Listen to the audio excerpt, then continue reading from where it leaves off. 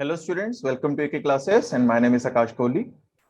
So today's lecture is about the present tense. So आज का जो लेक्चर होगा वो होगा सिर्फ प्रेजेंट टेंस के ऊपर। इसके मैं सारी टाइप्स डिस्कस करूंगा प्लस कुछ एक्सरसाइजेस आपके साथ शेयर करूंगा डिस्क्रिप्शन बॉक्स में, और आपने ऑफ कोर्स अगर हो सकेगा तो उसको सॉल्व करके आप कमेंट अपना कर सकते हैं। तो आइए शुरू करते हैं। सबसे पहले है प्रेजेंट इंडेफिनिट टेंस। तो कल के वीडियो में मैंने कुछ चीजें आपको ऑलरेडी बताई हैं दैट जो प्रेजेंट टेंस होता है पहचान है। तो उसमें मैंने थोड़ा सा नोट डाउन करवाया था आपको। ता है, ती है, ते हैं। ये होता क्या है एक्चुअल में? Present indefinite tense is what a universal truth, a universal truth, और आप कह सकते हो डेली एक्टिविटी। आपकी कोई डेली की जो एक्टिविटी है वो आ जाती है प्रेजेंट इंडेफिनिट में, और इसीलिए इसका जो सेंटेंस का एंडिंग होता है वो हमेशा ता है, ती है और ते हैं से होता है। एग्जाम्पल के तौर पे मैं पढ़ाता हूं, तो ये कह लो मेरा ऑक्यूपेशन है या मेरा डेली का काम है, तो वो जो आएगा पार्ट वो इसमें आ जाएगा, तो इसका आएगा आई टीच। अब अगर मैं लिखूं कि मैं मैथमेटिक्स पढ़ाता हूं, आई टीच मैथमेटिक्स, तो अगर मैं बीच में एक मैथमेटिक्स बीच में डाल देता हूं, मैं मैथमेटिक्स पढ़ाता हूं, तो मैं आ जाएगा आई टीच मैथमेटिक्स। तो इस तरह से ये ता हूं, ता है, ती है, ते हैं, ये सारा जो पार्ट है वो किस में आ जाता है? प्रेजेंट इंडेफिनिट में, राइट। तो आइए थोड़ा सा आगे इसको और डिटेल में पढ़ते हैं। सबसे पहले इसके रूल्स की बात करते हैं। तो रूल्स क्या कहते हैं इसके? रूल्स में ये होता है कि हमारे सब्जेक्ट के साथ वर्ब की हमेशा फर्स्ट फॉर्म लगेगी और साथ में ऑब्जेक्ट लगेगा। पर यहाँ पे थोड़ी सी एक और चीज है, ये पॉजिटिव सेंटेंसेस के लिए होता है। एक छोटी सी चीज है वो ये कि सब्जेक्ट के साथ वर्ब की फर्स्ट फॉर्म के साथ एस या ईएस भी आएगा। ठीक है, अब ये किसके साथ आएगा और ये कैसे आएगा, ये मैं यहाँ पे लिख रहा हूं। आई, वी, यू और दे, और यहाँ कोई भी प्लूरल हो तो उनके साथ ये ऊपर वाला रूल फॉलो होगा, और ही, शी और इट के साथ कोई भी अगर सिंगुलर है तो उसमें हमारा एस ई एस भी साथ में लगा। अब ये एस ई एस है क्या, पहले नोट कर लें। फॉर एग्जाम्पल अगर मैं प्ले लिखता हूं, तो प्ले को प्लेस बनाने के लिए मैं ई एस यूज करूंगा या अकेला एस यूज करूंगा? ऑफ कोर्स आप कहेंगे ये यूज करोगे। और इसी तरह से अगर मैं गो लिखूं तो मैं गोस यूज करूंगा या गॉस यूज करूंगा? ऑफ कोर्स आप कहेंगे ये। तो ये S C S depending upon the verb ये उसको सिंगुलर करता है। तो मैं पहले ही बता दूं कि अगर वर्ब के साथ एस ई एस लग जाए तो वो सिंगुलर कहलाते हैं, वो सिंगुलर कहलाते हैं। अकेला वर्ब जो होता है फर्स्ट फॉर्म वो प्लूरल कहलाती है, राइट। और प्लूरल सब्जेक्ट के साथ प्लूरल वर्ब लगती है, सिंगुलर सब्जेक्ट के साथ सिंगुलर वर्ब लगती है थर्ड पर्सन में। इसीलिए लिख दिया क्योंकि आप कह सकते हो कि आई तो सिंगुलर है, तो सर आप इसके साथ कैसे लगा रहे हो आई सिंगुलर के साथ? तो ये थर्ड पर्सन सिंगुलर के साथ जो है वो साथ में लगाता है उसके एस सी एस, और आई फर्स्ट पर्सन और सेकंड पर्सन और थर्ड पर्सन प्लूरल के साथ ये लगता है अकेली वर्ब की फर्स्ट फॉर्म। तो ये थे पॉजिटिव सेंटेंस। अगर यहीं पे ये नेगेटिव सेंटेंस हो जाए, अगर नेगेटिव बनाना हो तो सब्जेक्ट के साथ डू या डज नॉट लगेगा, प्लस वर्ब की फर्स्ट फॉर्म प्लस ऑब्जेक्ट। अब ध्यान रखना यहां पे एस ई एस नहीं लगेगा। रीजन, डू के साथ मैंने ई एस लगा दिया, एक बार अगर वो चीज फिट हो गई दोबारा से फिट नहीं होगी, राइट। तो ये डू डज लगता है। अब कैसे डू लगता है? डू लगता है फिर से आई, वी, यू, दे और प्लूरल्स के साथ, प्लूरल के साथ डू लगेगा। डस फिर से वही same rule, he, she, it, या फिर कोई भी और सिंगुलर होगा तो उसके साथ भी क्या लगेगा? हमारा डस, राइट। तो ये था पॉजिटिव और नेगेटिव का, प्लीज आप साथ साथ नोट डाउन कर सकते हैं इस चीज को। नेक्स्ट आ रहा है इंटेरोगेटिव सेंटेंसेस। इंटेरोगेटिव सेंटेंसेस में क्या होता है, डू डज आगे आ जाता है, प्लस सब्जेक्ट, प्लस ब्रैकेट में नॉट आएगा, प्लस वर्ब की फर्स्ट फॉर्म आएगी, और उसके साथ आएगा ऑब्जेक्ट के साथ क्वेश्चन मार्क, राइट। तो ये है do does, subject, not, verb की first form, object. Of course SCS फिर से नहीं आएगा क्योंकि वो फिट हो चुका है। अब ये इस तरह से क्वेश्चन बनेगा, डू और डज का यूसेज जो है वो उसी तरह से चलेगा। तो ये आ गया आपका इंटेरोगेटिव सेंटेंसेस। तो अब एक सेंटेंस देखते हैं। फॉर एग्जाम्पल अगर सेंटेंस आ जाए, बच्चा लट्टू घुमाता है, तो ये अगर सेंटेंस है तो बच्चा है, बच्चे की बात हो रही है तो चाइल्ड। अब यहाँ पे वर्ब क्या है, घुमाना। तो घुमाना को ऑफ कोर्स आपको इसका वर्ड का मीनिंग थोड़ा सा शायद हो सकता है माइंड में ना आए। तो आप जब कपड़े वॉशिंग मशीन में सूखने के लिए एक साइड होती है, एक होती है जहाँ पे वॉश कर रही है, पानी डला हुआ एक तरफ होता है, जब आप उसको डालते हो तो उसको बोलते हो स्पिन, स्पिन कर दो, कपड़ों को स्पिन कर दो, तो घुमा के ही होते हैं ना वो। तो ये भी घुमाना है, तो इसका आ जाएगा स्पिन्स। चाइल्ड था, थर्ड पर्सन सिंगुलर था, स्पिन के साथ एससीएस यूज होगा, स्पिन्स द टॉप। अब टॉप क्या है यहाँ पर, लट्टू। उसको लाटू जिसको बोलते हैं, ये घुमाने वाला लाटू होता है, बचपन में यूज करते थे, कुछ इस तरह की शेप का होता है, और ये घूमता है, ठीक है। और ये घूमते घूमते हम बच्चे बड़ा इंजॉय करते थे इसको, तो वो टॉप होता है, उसका नाम भी टॉप ही होता है। सेकंड है, क्या आप अस्पताल का मार्ग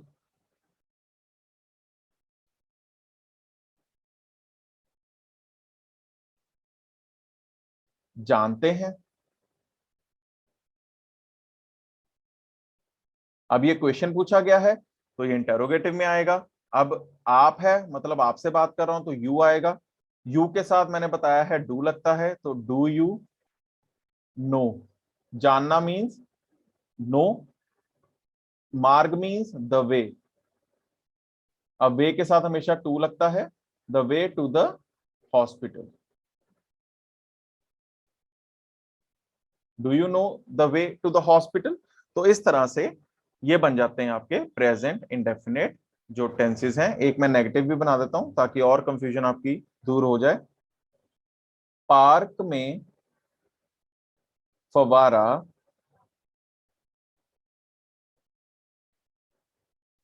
नहीं चलता है।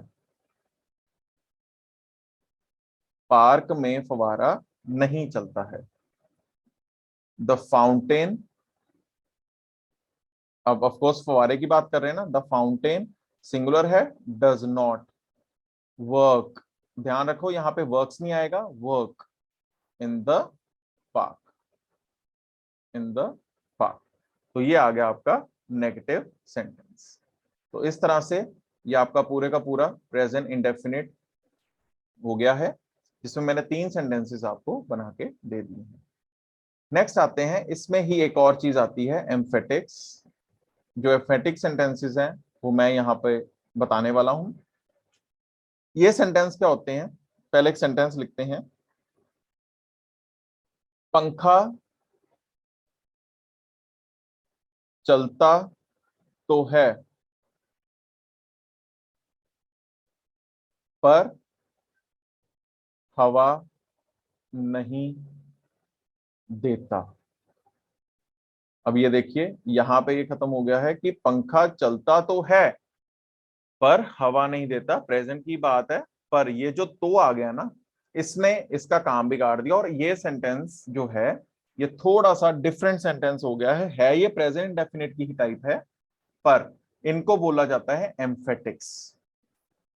यहां पे अब कैसे यूज होगा, the fan does work, the fan does work but, पर मतलब बट, गिव्स नो एयर, पर हवा नहीं देता, गिव्स नो एयर। तो ये क्या है, इसका रूल क्या होता है, सब्जेक्ट डू या डस प्लस, यहां अब नॉट नहीं लगेगा, सीधा ही वर्ब की फर्स्ट फॉर्म के साथ ऑब्जेक्ट लग जाएगा। सेंटेंस इस तरह से इसके बनाए जाते हैं, राइट। तो एक सेंटेंस आपके लिए है, वह शराब तो पीता है, वह शराब तो पीता है पर मानता नहीं, मानता नहीं। तो आप इसकी प्लीज इंग्लिश बनाकर मुझे कमेंट कीजिए। Thank you so much. तो ये था आपका प्रेजेंट इंडेफिनिट टेंस।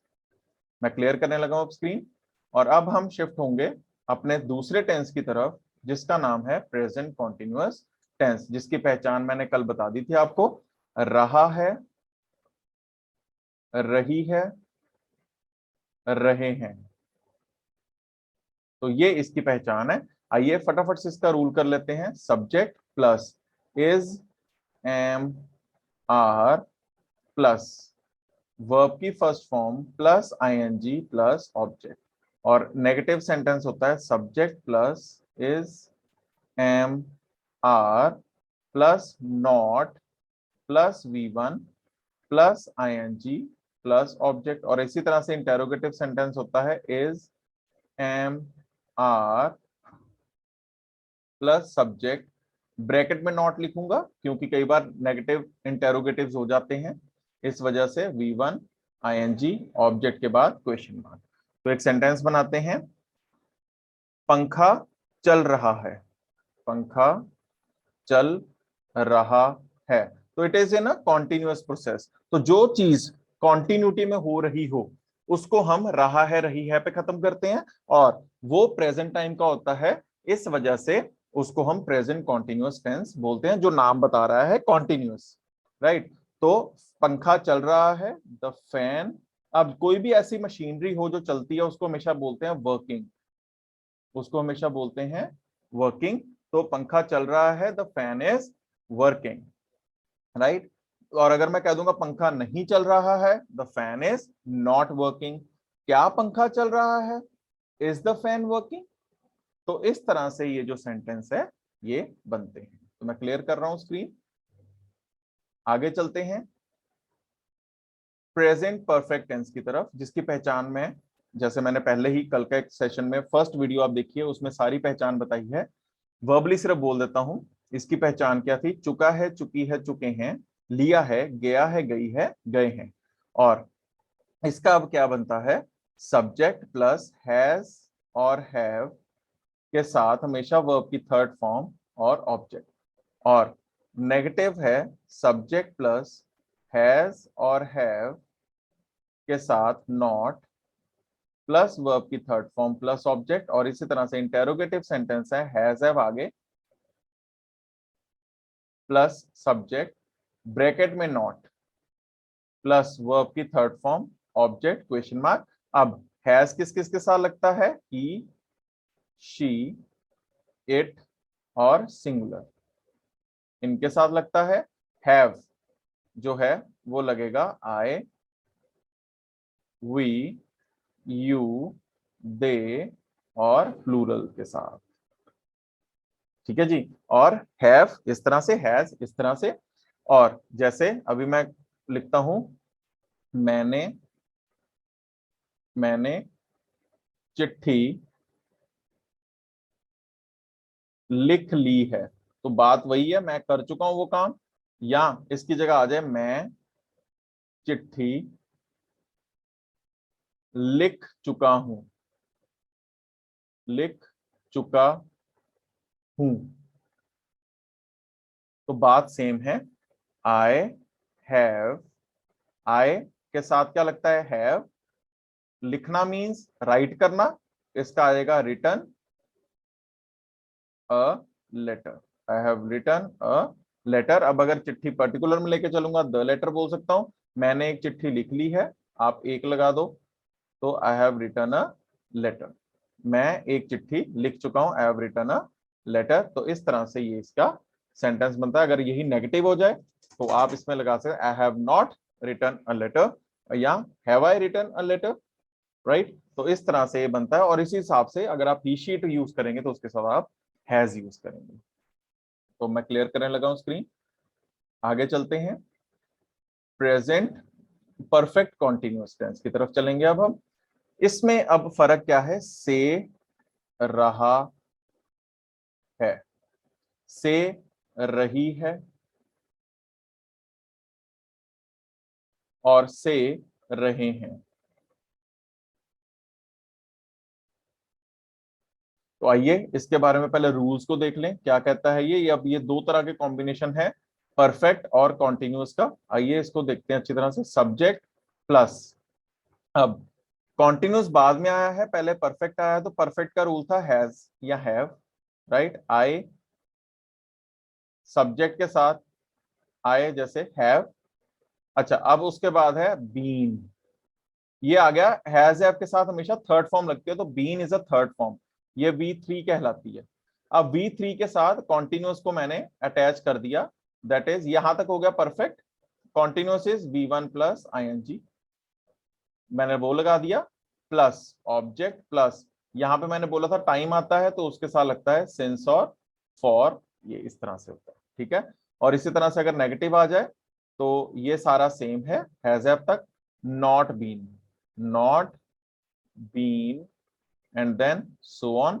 और इसी तरह से अगर इंटेरोगेटिव आ जाए तो हैज हैव आप आगे कर लीजिएगा, सब्जेक्ट ब्रैकेट में नॉट, और ये सारा आगे सेम चलेगा, been V1 plus ING, object since for plus dash. तो प्लीज आपको रिक्वेस्ट है कि आप अपनी कॉपी पे पूरे पूरे रूल्स लिखिएगा, मेरी तरह से ऐसे लाइन मत मार्क कीजिएगा, राइट। नेक्स्ट आते हैं कि कहां पे सिंस लगता है और कहां पे फॉर। बहुत से स्टूडेंट्स को कंफ्यूजन होती है सिंस और फॉर में। Since is point of time, point of time, and for is period of time. जब कोई चीज पीरियोडिकली चले तो वो पीरियड ऑफ टाइम में आ जाता है, जब कोई चीज पॉइंट ऑफ एग्जैक्ट टाइम की कोई बात कर रहा हो तो वो सेंस में आ जाता है। एग्जांपल के तौर पे अगर आप कहे हैं आपका लेक्चर कितनी देर का होता है, हमारा लेक्चर आधे घंटे का होता है, 1 घंटे का होता है, पर आप टाइम नहीं बता रहे हो कितने बजे होता है, तो that is called period of time. जब आप पॉइंट ऑफ टाइम की बात करते हो कि मैं सुबह से पढ़ रहा हूं, मैं 2 बजे से पढ़ रहा हूं, तो वो जो 2 बजे बताना है वो है सिंस, और 2 घंटे से पढ़ना है वो है फॉर। तो ये ध्यान रखना है। तो मैं यहाँ पे सारे के सारे पॉइंट्स लिख रहा हूं। सिंस में कौन कौन से आती हैं wordings, morning, evening, midnight, afternoon, ठीक है, और एग्जैक्ट में नून भी आ जाता है। और उसके अलावा 1928, 2022 सिंस में आ जाएगा ये। उसी तरह से अगर मैं लेके चलूं जनवरी, फरवरी, ये मंथ नेम सारे इसमें आ जाएंगे। मंडे, ट्यूसडे, ये सारा इसमें आ जाएगा, ठीक है। तो ये सारे का सारा जो कुल मिलाकर है आपका सिंस बनता है। 2 o'clock, 3 o'clock भी आपका सिंस में ही आता है। नेक्स्ट आते हैं फॉर में। फॉर में क्या आता है, 2 months, 3 months, 2 days, 3 days, 4 days, जो भी आप बोल रहे हो। For 2 days, for 3 days, for 4 months, ये मंथ्स, डेज, फॉर 2 years, ये सारा इसमें आ जाता है। फॉर 2 decades, ये भी इसी का ही पार्ट है, राइट। तो ये 2 months हो गया, ईयर्स हो गया, 2 hours हो गया, घंटों से हम शुरू हुए हैं, hours, days, months, weeks, 2 weeks लेके चल सकते हो, वो सारा जो है वो फॉर में आता है। तो इस तरह से इसकी बाइफर्केशंस हैं। तो ये मैं क्लियर कर रहा हूं। तो आई होप आपको अंडरस्टैंडिंग हो गई हो। एक इसका सेंटेंस कर लेते हैं ताकि मैं आपको और क्लैरिटी दे दूं। शीला 2 घंटे से पढ़ रही है। शीला 2 घंटे से पढ़ रही है, तो यहां पे आ जाएगा Sheela has been, Sheela has been studying, studying for 2 hours। Sheela has been studying for 2 hours, ये आपका आ जाएगा शीला 2 घंटे से पढ़ रही है। इसी तरह से अगर नेगेटिव आ जाए तो आपको पता ही है, हैज नॉट बीन स्टडिंग, और अगर इंटेरोगेटिव आ जाए, has Sheela been studying for 2 hours question mark, इस तरह से इसका खत्म होता है। तो आई होप आपने सारे रूल्स लिख लिए होंगे और अब आपको इसके बारे में काफी नॉलेज मिल चुकी है। तो thank you so much for watching and I hope that आपको पूरी तरह से समझ आया हो, एंड आई विश कि आप अच्छी तरह से इसको सीख लेंगे। Thank you so much, bye bye, take care.